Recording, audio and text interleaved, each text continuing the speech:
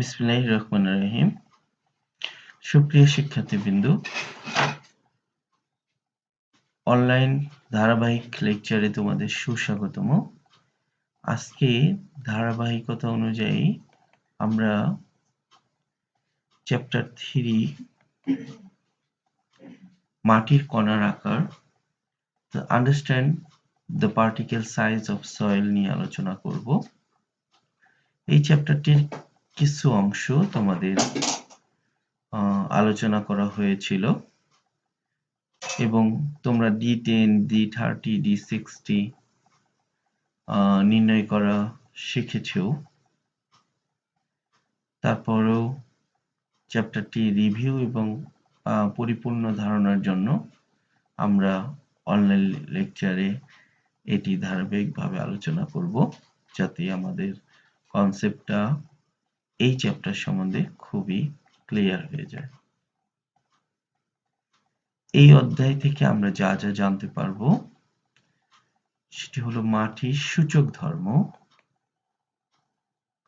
মাটির যান্ত্রিক ধর্ম, চালনী বিশ্লেষণ কি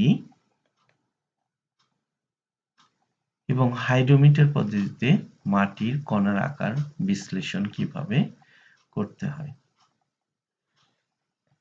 মৃত্তিকার কণার আকার বা পার্টিকেল সাইজ অফ সয়েল। মৃত্তিকার সূচক ধর্মাবলী, ইন্ডেক্স প্রপার্টিস অফ সয়েল। মৃত্তিকার পানি চুয়ানোর ক্ষমতা, চাপ নেয়ার ক্ষমতা, দেবে যাওয়ার প্রবণতা, শেয়ার প্রতিরোধ করার ক্ষমতা, ঢালের স্থায়িত্বতা, ভার বহন ক্ষমতা ইত্যাদি তথ্য সম্পর্কে মৃত্তিকার প্রযুক্তিবিদগণকে জানতে হয়। আর এই সকল তথ্যাদি জানার জন্য বিভিন্ন ধরনের পরীক্ষা-নিরীক্ষার বিস্তর সময়ের প্রয়োজন হয় এবং ব্যাপক পরীক্ষাদি সম্পাদন করতে হয়। তাই অনেক সময়ই দেখা যায় যে মৃত্তিকার সম্পর্কিত মোটামুটি ধারণা পাওয়ার জন্য ব্যাপক পরীক্ষা-নিরীক্ষাদি না করে কয়েকটি নির্দেশক, ইন্ডিকেটিভ বা ইন্ডেক্স ধর্ম সহজ পরীক্ষার মাধ্যমে নির্ণয় করা হয়। যদিও এই সকল ধর্মাদি সম্পর্কে জানা মৃত্তিকা প্রযুক্তিবিদদের উদ্দেশ্য নয়, যেহেতু এই সকল ধর্মাদি হতে মৃত্তিকার বিভিন্ন গুণাবলী নির্দেশিত হয়, তাই মৃত্তিকার এই সকল ধর্মগুলিকে মৃত্তিকার সূচক ধর্মাবলী বা ইন্ডেক্স প্রপার্টিস অফ সয়েল বলা হয়। যে সকল সহজ পরীক্ষাদি বা টেস্টের মাধ্যমে সূচক ধর্মাবলী সম্পর্কে জানা যায়, সে সকল পরীক্ষাদিকে মৃত্তিকার শ্রেণীবিভাগ পরীক্ষা বা ক্লাসিফিকেশন টেস্ট বলা হয়। মৃত্তিকার সূচক ধর্মাবলীর মধ্যে বেশি দরকার হয় মৃত্তিকার দানার ধর্ম বা সয়েল গ্রেইন প্রপার্টিস ও মৃত্তিকার এগ্রিগেট ধর্ম, সয়েল এগ্রিগেট প্রপার্টিস। মৃত্তিকার দানার ধর্মের ক্ষেত্রে স্থূল ধানার মৃত্তিকার জন্য কণার আকার বিতরণ বা পার্টিকেল সাইজ ডিস্ট্রিবিউশন, সূক্ষ্ম ধানার মাটির জন্য মিনারোলজিক্যাল কম্পোজিশন পরীক্ষা করা হয়। আর মৃত্তিকার এগ্রিগেট ধর্মের ক্ষেত্রে পোরোসিটি, ভয়েড রেশিও, ঘনত্ব, আপেক্ষিক গুরুত্ব, সম্পৃক্ত একক ওজন, সম্পৃক্ততার মাত্রা, আপেক্ষিক ঘনত্ব এবং শুধুমাত্র সূক্ষ্ম দানার মৃত্তিকার জন্য তারল্যতা ও স্পর্শকাতরতা, Atterberg limit, liquidity index, plasticity index পরীক্ষা করা হয়। রিপিট করছি, সূচক ধর্মাবলী মূলত মৃত্তিকার প্রকৌশল ধর্মাবলী সম্পর্কে মোটামুটি তথ্য প্রদান করে। স্বাভাবিকভাবে ধরে নেওয়া হয় সূচক ধর্মের মৃত্তিকা সকল ক্ষেত্রে একই ধরনের প্রকৌশল ধর্মাবলী প্রদর্শন করবে। মূলত সকল ক্ষেত্রে এরূপ ধারণা করা ঠিক নয়, তবে ছোটখাটো ডিজাইনের ক্ষেত্রে এরূপ ধারণার উপর ভিত্তি করা অযৌক্তিক নয়। বৃহদাকার ডিজাইনের ক্ষেত্রে অবশ্যই মৃত্তিকার প্রকৌশল ধর্মাবলী পরীক্ষা করে নিতে হবে। মৃত্তিকার যান্ত্রিক বিশ্লেষণ বা মেকানিক অ্যানালাইসিস অফ সয়েল। মৃত্তিকার বিভিন্ন আকারের কণার পরিমাণের বা ওজনে ওপর ভিত্তি করে কণার আকার বিতরণ পার্টিকেল সাইজ ডিস্ট্রিবিউশন কার্ভের সাহায্যে মৃত্তিকার বিভিন্ন আকারের কণার পরিমাণ দেখানো হয়। এই প্রক্রিয়ায় মৃত্তিকার যান্ত্রিক বিশ্লেষণ বা কণার আকার বিশ্লেষণ প্রক্রিয়া বলা হয়।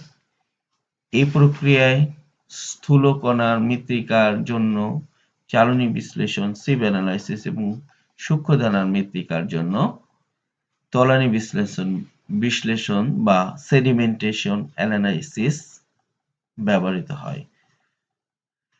স্থূল কণার ৭৫ মাইক্রন অপেক্ষা বড় বৃহদাকার মৃত্তিকার জন্য এক সেট চালনী ব্যবহৃত হয়। ২ মাইক্রনের চেয়ে সূক্ষ্মতম কণার জন্য এক্স রশ্মির মাধ্যমে কণার আকার নির্ণীত হয়। যদি কোনো মৃত্তিকার উভয় ধরনের মৃত্তিকার কণা বিদ্যমান থাকে তবে যৌথ প্রক্রিয়ায় মৃত্তিকার কণার আকার বিশ্লেষণ করতে হবে। মৃত্তিকার কণার যান্ত্রিক বিশ্লেষণের উপর ভিত্তি করে মৃত্তিকার কণার আকার বিতরণ রেখা অঙ্কন করে মৃত্তিকার বিভিন্ন ধরনের কণার শতকরা হার সহজেই নির্ণয় করা যায় এবং মৃত্তিকার বিভিন্ন ধরনের কণার বিভাগ সম্পর্কে অবহিত হওয়া যায়। মৃত্তিকার কণার বিতরণ রেখা হতে মৃত্তিকার কণার কার্যকরী আকার, বিতরণ রেখার বক্রতার সহগ, সম্যতা গুণাঙ্ক ইত্যাদি সূচক ধর্মাবলী সম্পর্কে অবহিত হওয়া যায়। যা হোক, মেকানিক্যাল অ্যানালাইসিস করে এই সমস্ত সূচক ধর্মাবলী আমরা জানতে পারি এবং এগুলোর সম্বন্ধে আইডিয়া পেতে পারি। এরপর 3.3 তে চালনী বিশ্লেষণ বা সিভ অ্যানালাইসিস। এখন এই সিভ অ্যানালাইসিস কোন কোন ক্ষেত্রে কি ভাবে করা হয়? তাহলে যে সকল চালনীতে মৃত্তিকার কণার আকার বিশ্লেষণের জন্য চালা হয় এগুলোর ব্যাস সচরাচর 15 থেকে 20 সেন্টিমিটার এবং এগুলা সাধারণত স্টেইনলেস স্টিল, যেগুলোতে মরিচা পড়ে না, এই স্টেইনলেস স্টিল ব্যবহৃত হয়। এই সকল চালনীগুলো তাদের বর্গাকার ছিদ্রের পরিমাপের ওপর নাম দেওয়া হয় সূক্ষ্ম দানার এবং স্থূল দানার। আচ্ছা, স্থূল দানার এবং মৃত্তিকাকে দুই ভাগে ভাগ করা হয়। গ্রাভেলটি হলো 4.75 মিলিমিটার এর চেয়ে বড়, আর বালি 75 মাইক্রন অপেক্ষা বড় কিন্তু 4.75 মিলিমিটার অপেক্ষা ছোট। এখন প্রথমটির ক্ষেত্রে অর্থাৎ গ্রাভেলের ক্ষেত্রে 80, 40, 20, 10, 4.75 মিলিমিটার এর এক সেট চালনী দরকার হয়। দ্বিতীয় ক্ষেত্রে অর্থাৎ বালির ক্ষেত্রে 2 millimetre, 1 millimetre, 600 micron, 425 micron, 212 micron, 150 micron এবং 75 মাইক্রন এর এক সেট চালনী দরকার হয়। উভয় সেটের জন্যই চালনীর ক্রমান্বয়ে ছোট ছিদ্রের চালনী নিচের দিকে সাজিয়ে কার্য সম্পাদন করতে হয়। এখন উভয় সেটের জন্যই যেটি করা হয়, চালনীর উপরে একটি ঢাকনা এবং নিচে নিঃছিদ্র প্যান দিতে হয়। আচ্ছা, মৃত্তিকার চালনী বিশ্লেষণ দুই প্রক্রিয়ায় করা হয়। একটি হলো ড্রাই সিভ অ্যানালাইসিস অর্থাৎ শুষ্ক চালনী বিশ্লেষণ, আর একটি হলো ভিজা চালনী বিশ্লেষণ। এখন শুষ্ক চালনী বিশ্লেষণটা কি? শুষ্ক চালনী বিশ্লেষণে মৃত্তিকা অবশ্যই সম্পূর্ণরূপে শুষ্ক হতে হবে, প্রয়োজনে চুল্লিতে শুকিয়ে নিতে হবে। তবে জৈব মৃত্তিকাকে চুল্লিতে না শুকিয়ে খোলা বাতাসে শুকিয়ে নিতে হবে। নমুনার খণ্ডাকারের মৃত্তিকা থাকলে প্রয়োজনে খণ্ডগুলো চূর্ণ বিচ্ছিন্ন করে নিতে হবে। গ্রাভেল মৃত্তিকার নির্দিষ্ট সেটের চালনী এবং বালির জন্য নির্দিষ্ট সেটের চালনী ব্যবহার করতে হবে। উভয় ক্ষেত্রেই সেটের উপরের চালনীর ওজন নেয়া, নমুনা মৃত্তিকা রেখে পুরো সেটটিকে যান্ত্রিক শেকারে অর্থাৎ মেকানিক্যাল শেকার যেটা বলা হয় সেই শেকারে শ্যাকিং করতে হবে এবং প্রত্যেকটি চালনীতে অবশিষ্টাংশের পরিমাণ এবং প্যানের অবশিষ্টাংশের পরিমাণের সমষ্টি নমুনা মৃত্তিকার প্রাথমিক ওজনের সমান হবে। অর্থাৎ শুরুতে যে ওজনটি নিয়েছিলে সেই ওজন সমস্ত চালনীতে যা অবশিষ্টাংশ থাকবে এইগুলির ওজন করলে তা প্রাথমিক ওজন অর্থাৎ শুরুতে যে ওজনটা নিয়েছিলে সেটা সমান হবে। শুষ্ক চালনী বিশ্লেষণ সংশক্তিহীন, পলি ও কর্দম শূন্য সামান্য পরিমাণ থাকতে পারে মৃত্তিকার জন্য উপযোগী। ভিজা বালি শুষ্ক চালনী বিশ্লেষণ না করাই বিধেয় বা ভালো, কেননা এতে পৃষ্ঠটানজনিত কারণে ফলাফল ভ্রান্তি হতে পারে। তাহলে দ্বিতীয় নম্বরে ভিজা চালনী বিশ্লেষণ বা ওয়েট সিপ অ্যানালাইসিস।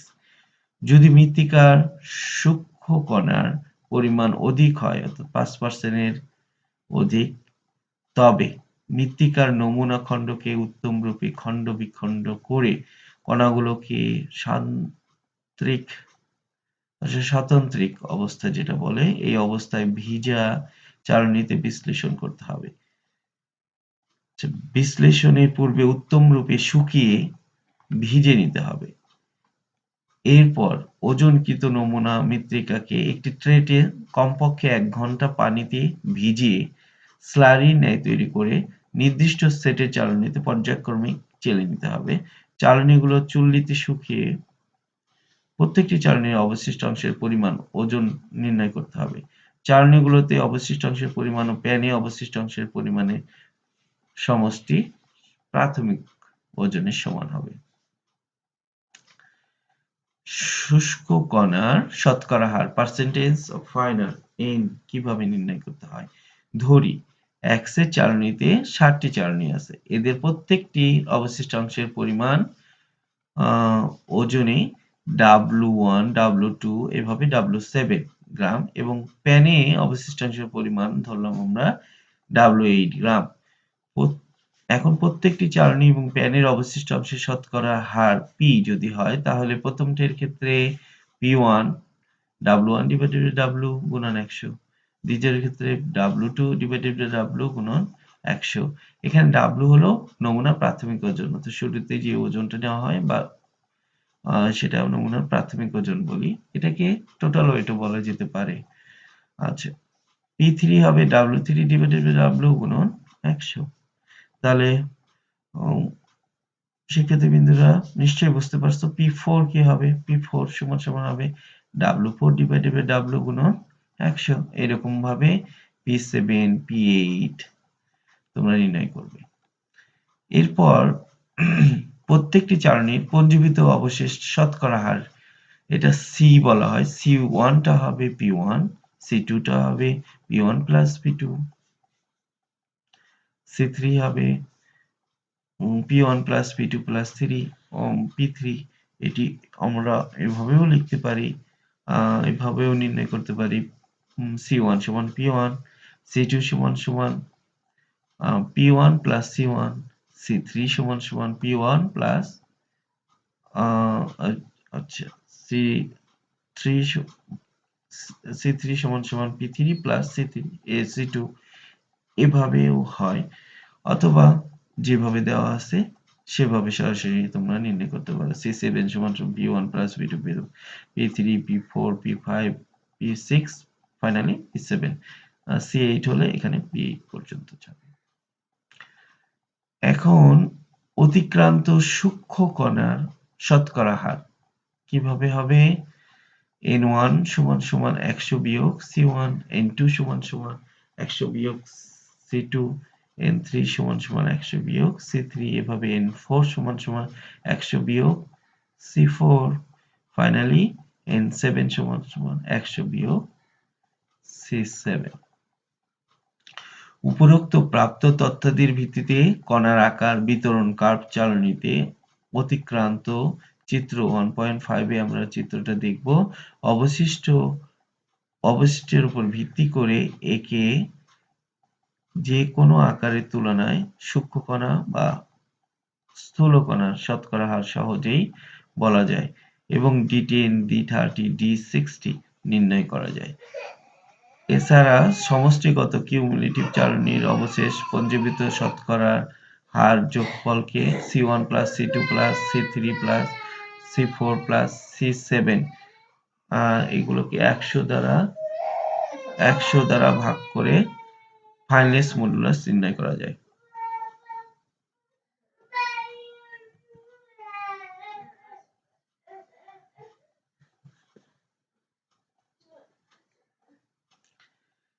এই পর্যায়ে আমরা স্টোকস ল নিয়ে আলোচনা করব।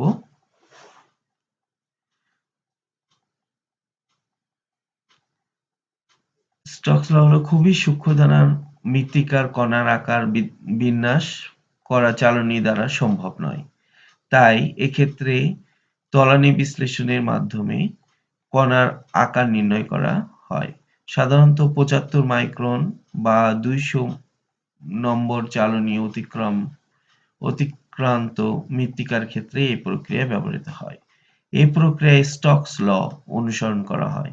স্টোকস ল মূলত তরলে সূক্ষ্ম গোলকের অবক্ষেপণের প্রান্তীয় বা টার্মিনাল বেগের পরিমাণ নিরূপণে ব্যবহৃত হয়। স্টোকস ল এর ক্ষেত্রে অনুমান সত্য বা অ্যাজাম্পশন হিসাবে ধরা হয় সূক্ষ্ম দানার মৃত্তিকার প্রত্যেকটি কণা গোলকাকৃতির। খ প্রত্যেকটি মৃত্তিকার কণার ঘনত্ব সমান ও গ অপেক্ষাকৃত মোটা মৃত্তিকার দানাগুলো সূক্ষ্ম দানার তুলনায় কম সময়ে থিতিয়ে পড়বে। একটি সূক্ষ্ম গোলাকৃতির মৃত্তিকার কণা পানিতে ফেললে প্রথমে মাধ্যাকর্ষণজনিত কারণে এটির বেগ বৃদ্ধি পায়, কিন্তু ড্রাগ ফোর্সের কারণে কয়েক সেকেন্ডের মধ্যেই গোলকাকৃতির স্ফিয়ার কণার বেগের পরিমাণ হ্রাস পায় এবং বেগ নিয়মিত হয়ে যায়। এই বেগকে প্রান্তীয় বেগ বা টার্মিনাল ভেলোসিটি বলা হয়। প্রান্তীয় বেগের সমীকরণটি গোলক কণার ভারসাম্যতা হতে পাওয়া যায়। ফ্লুইডে মৃত্তিকার গোলক কণার অবক্ষেপণ এর সময় মৃত্তিকার গোলক কণার নিজ ওজন W বায়োন্সি ফোর্স বলে অনেকটা, প্লাবত বা প্লাবমান বল U, এরপর ড্রাগ ফোর্স FD, এই তিনটি বল কাজ করে।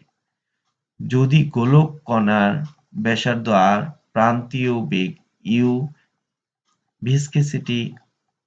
ভিসকোসিটি বলা হয়,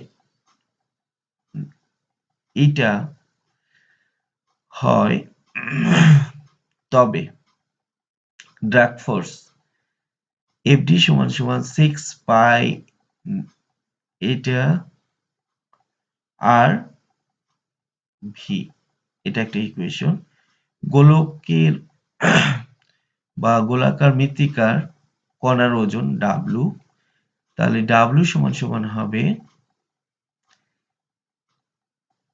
রো ভি, আমরা জানি W সমান রো ভি। সেখান থেকে গোলকের আয়তন আমরা জানি 4/3 পাই আর কিউব এবং এখানে রো গামা। তাহলে এটা ওজন পেয়ে গেলাম 1 নম্বর ইকুয়েশন, এবং 2 নম্বর ইকুয়েশন এটা হলো কণার ওপর ক্রিয়াশীল বায়োন্সি ফোর্স বা বায়োন্ট ফোর্স ইউ যদি হয়, তাহলে ইউ সমান হবে 4/3 পাই আর কিউব গামা ডাব্লু, যেহেতু পানির। আচ্ছা, এখন উলম্ব ভারসাম্যতার ওজন যেটা হবে আমরা জানি W সমান FD প্লাস বায়োন্সি ফোর্স ইউ। তাহলে এই ইকুয়েশনটা এরকম দাঁড়ালো 4/3 পাই আর স্কয়ার ও পাই আর কিউব গামা এস সমান 6 পাই নিটা আর ভি সমান প্লাস 4/3 পাই আর কিউব গামা ওয়াটার। এটা ইকুয়েশন আকারে বিশ্লেষণ করলে ফাইনালি আমরা ভি সমান সমান পাবো 1/18 এটা 2r square gamma s gamma water. এখানে 2r স্কয়ার ফর্মে নেওয়া হয়েছে। 2r সমান সমান আমরা ডি জানি, আমরা যেহেতু ডি স্কয়ার নিব তাহলে ডি স্কয়ার নিলে এটা ফাইনালি এরকম হবে ডি স্কয়ার 18 এটা গামা এস গামা ডাব্লু। আমরা যদি জি আপেক্ষিক গুরুত্ব ধরি তাহলে আমরা জানি গামা এস সমান সমান জি গামা অর্ডার। ফাইনালি এটা ভি সমান সমান 1/18 ডি স্কয়ার এটা জি মাইনাস 1 গামা ওয়াটার। এটা যদি মৃত্তিকার কণাটি আর মিনিটে ভি বেগে এইচি সেন্টিমিটার পতিত হয় তবে ভি সমান সমান এইচি ডিভাইডেড বাই টি, ভি সমান সমান এইচি ডিভাইডেড বাই 16t। এটা মিনিট ছিল, এটাকে সেকেন্ড করা হয়েছে। এরকম ভাবে ফাইনালি আমরা ডি সমান সমান M root over H divided by T এটা বলতে পারি। এই সূত্রটি তোমাদের স্টোকস ল থেকে প্রমাণ আকারে অথবা স্টোকস ল হইতে প্রমাণ করো যে ডি সমান সমান M root over H divided by T, এটা প্রায় আসে। তোমরা সূত্রটি কয়েকবার লিখে তারপরে মনে রাখবে। আর এটা অনেক সময় এই পর্যন্ত চায়, এখানে ডি মিলিমিটারে হলে এটা যদি সাধারণ সান্দ্রতা হয় এবং টি মিনিটে এইচি সেন্টিমিটার পতিত হয় তাহলে এটা ফাইনালি দাঁড়ায় ডি সমান সমান F root over H divided by T. এটার অঙ্কও আসে, আবার দেখা যাচ্ছে যে প্রমাণও আসে। তোমরা আশা করছি কয়েকবার লিখে নিজেদের মতো সাজিয়ে নেবে প্রমাণ আকারে, এবং অঙ্ক যদি চাই অঙ্ক আমরা অ্যাটেন্ড করতে পারি। আমরা হাইড্রোমিটার দিয়ে মৃত্তিকা দানার কণার আকার কিভাবে বিশ্লেষণ করব। হাইড্রোমিটার এটা সাধারণত যে মৃত্তিকাগুলা নরমালি সিভ অ্যানালাইসিস দ্বারা সম্ভব হয় না সেটা আসলে আমরা হাইড্রোমিটার দিয়ে অ্যানালাইসিস করি। এটা আমাদের প্র্যাকটিক্যাল আছে, এটাকে আমরা হাইড্রোমিটার বলছি। যে এটি দিয়ে মৃত্তিকার যেমনটি বলছিলাম যে 3.5 এ আমরা পড়ব হাইড্রোমিটার দিয়ে মৃত্তিকা দানার কণার আকার বিশ্লেষণ। এটা particle size analysis by hydrometer. যে সমস্ত কণার আকার সিভ অ্যানালাইসিস দ্বারা করা সম্ভব হয় না সেগুলোই সাধারণত আমরা হাইড্রোমিটার অ্যানালাইসিস করি। অর্থাৎ খুবই সূক্ষ্ম দানার যেমন পলি জাতীয় মাটিগুলার আমরা অ্যানালাইসিস করি সাধারণত হাইড্রোমিটার অ্যানালাইসিস।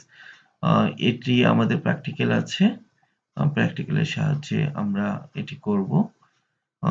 এখানে আমরা জাস্ট ফিগারিক এটা এই যন্ত্রটাকে হাইড্রোমিটার বলা হয়। এটাকে নিচের অংশটাকে এইচ বলছি আমরা। তলানির জার অর্থাৎ হাইড্রোমিটার ডুবানোর পূর্বে এই অবস্থা থাকে, এইচই ধরলাম। যখনই হাইড্রোমিটার ডুবানো হবে তখনই প্রভাবটা পড়ে এই তলটা উপরে উঠে যায়। এটা এ তল থেকে এ প্রাইম তলে উত্তীর্ণ হয়ে যায়। আর তখন এইচটা হবে এটা এই এইচ ভাগ 2, ছোট এইচ ভাগ 2 এটা। এই জিনিসটা আপাতত বুঝলেই হবে। আমরা প্র্যাকটিক্যাল করার সময় বাদ বাকি জিনিসগুলা রিডিং নেওয়ার সিস্টেম সবই আলোচনা করব। যেমন হাইড্রোমিটার রিডিং 30, 20, 10, 0, -5, এইচটা হলো 1.8, 5.4, 9.2, 13, 14.9। এভাবে যত নিচের দিকে যায় তত আমরা দেখছি কি এটা মানটা বেশি হয়। এটা 3.1 এ দুটো মান যদি কার্যকরী আকার এদিকে বসানো হয় আর হাইড্রোমিটার রিডিং যদি এদিকে বসানো হয় তাহলে এটা স্ট্রেট লাইন হবে। এই সমস্ত জিনিসগুলোই আমরা ল্যাবে প্র্যাকটিক্যালি করব এবং প্র্যাকটিক্যাল করার পরে আমরা বেশ কিছু সংশোধনী করি। এটা কোশ্চেনও আসতে পারে তোমাদের হাইড্রোমিটার পার্ট সংশোধনী, কি সংশোধনী তোমাদের করতে হয়। এটা হলো তাপমাত্রার জন্য সংশোধনী হবে, মিনিসকাসের জন্য সংশোধনী হবে, ডিসপারসিং এর জন্য সংশোধনী হবে। তাহলে ফাইনালি আমরা এই সংশোধনীগুলো দিয়ে হাইড্রোমিটার অ্যানালাইসিস করে মাটির কণার আকার বিশ্লেষণ করি। যদি 2 নম্বর অঙ্ক প্রায় পরীক্ষায় 2 নম্বর অথবা 3 নম্বর টাইপের অঙ্ক প্রায় পরীক্ষায় এসে থাকে, আমরা এই 2 নম্বর অঙ্কটা নিয়ে একটু কথা বলি। 0.60 মিলিমিটার এবং 0.1 মিলিমিটারের মধ্যে কোনো মাটির একটি নমুনাকে 6 মিটার উপর থেকে যদি স্থির পানির উপর ট্যাঙ্কের পানির উপরতলে ছেড়ে দেওয়া হয়, তাহলে স্থূল দানা ও সূক্ষ্ম দানা মাটির কণা থিতায় পড়তে কত সময় নেবে? মনে করতে হবে জি 2.66 এবং এটার মান দেওয়া আছে 0.01 পয়েস। আমরা পয়েস সমান সমান কিন্তু জানি 1 পয়েস সমান 1.02 গুণন 10 to the power -3 gram second per 1 gram second per centimetre square. Theta এখানে মিনিট। এখন এই পাশে দেওয়া আছে, লক্ষ্য করো সবগুলো ডাটা দেওয়া আছে, জাস্ট খালি সাজিয়ে লিখতে হবে। আর পয়েস এর মানটা 1 পয়েস সমান সমান কত সেটা লিখতে হবে। লক্ষ্য করো সবগুলা অঙ্কের ফ্যাক্টরটা এটা, সবগুলা ইউনিট একই নিতে হবে। যেমন ডি মিলিমিটারে ছিল, এটাকে সেন্টিমিটারে নেওয়া হয়েছে, এসি মিটারে ছিল, এটাকে সেন্টিমিটার নেওয়া হয়েছে। এটা করার পরে জাস্ট শুধু এই সূত্রটাই বসাই দিলেই হবে। AC 16T 1/18 D square divided এটা G minus 1 গামা ওয়াটার। এটা বসাই দিলে আমরা T এর মান পেয়ে গেলাম। তো এই T টা ওই সূত্রে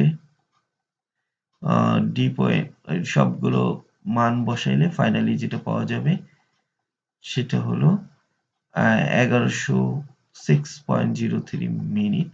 এটাকে এত মিনিট অর্থ 60 মিনিটে 1 আওয়ার, সেরকম করলে 18 ঘন্টা 26 মিনিট 1.8 সেকেন্ড হবে।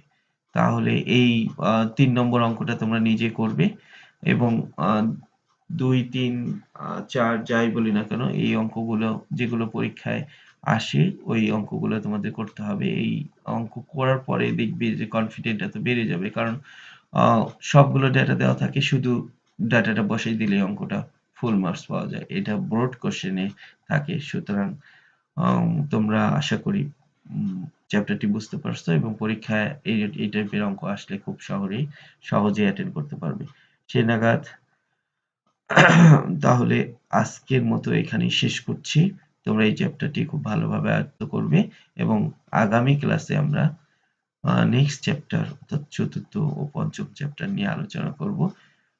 সেই নাগাদ সবাই সুস্থ থাকবে, ভালো থাকবে, স্বাস্থ্যবিধি মেনে চলাচল করবে। ধন্যবাদ সবাইকে।